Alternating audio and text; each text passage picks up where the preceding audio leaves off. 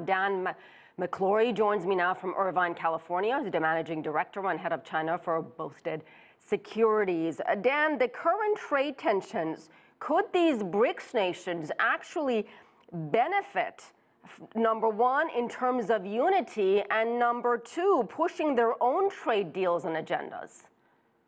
You know, I think that's what they're banking on. They really are, that given the tumult in the world with trade wars, with isolationism, populism, that these countries can come together and they can somehow make a more cohesive network of trading relationships. As you know, BRICS are big, right? As we heard, it's 40% of the world's population, 30% of the land mass, 23% of GDP, and 18% of trade. So this is not an insignificant group. But I think differentiating between sort of the haves and the have-nots, it's really about the ICS, which is India and China.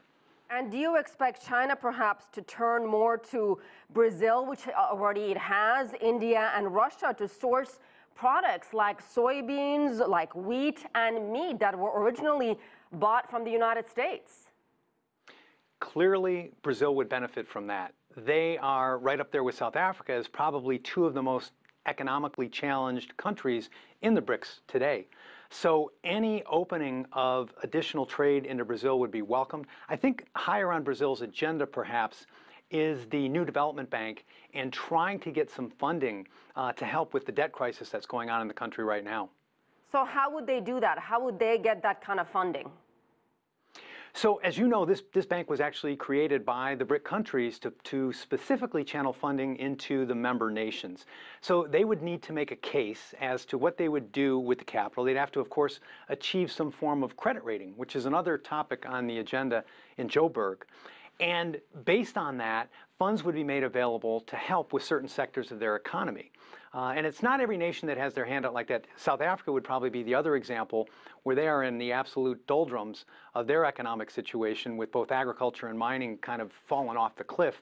So they're looking more for inward investment and economic assistance than they necessarily are with trade capability amongst the nations. Dan, some of these BRICS countries have divergent policies. They're not always on the same page.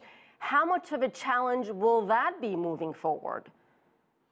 Well, there's nothing like a moment in history such as we have right now, where it's multilateralism against isolationism that serves to bring people together.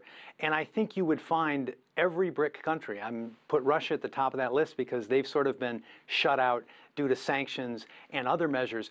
I think they are all firmly motivated, if not firmly committed, to actually come together and to show and to demonstrate that there can be cohesion, there can be a form of multilateralism, even in the face of President Trump moving in a different direction from the rest of the world for his own and obvious reasons. And Dan, finally, how do you define a successful BRICS summit? Well, I think something we haven't touched on yet, which will be a very important part, is the inclusion of virtually all the other African nations. So the topic of the summit is outreach to Africa.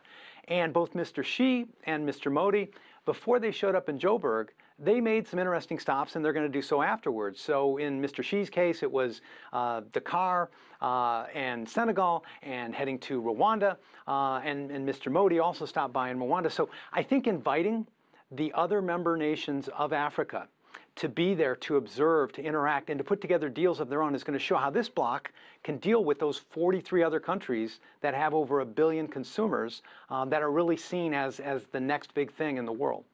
Interesting point there. Dan McClory, thank you so much.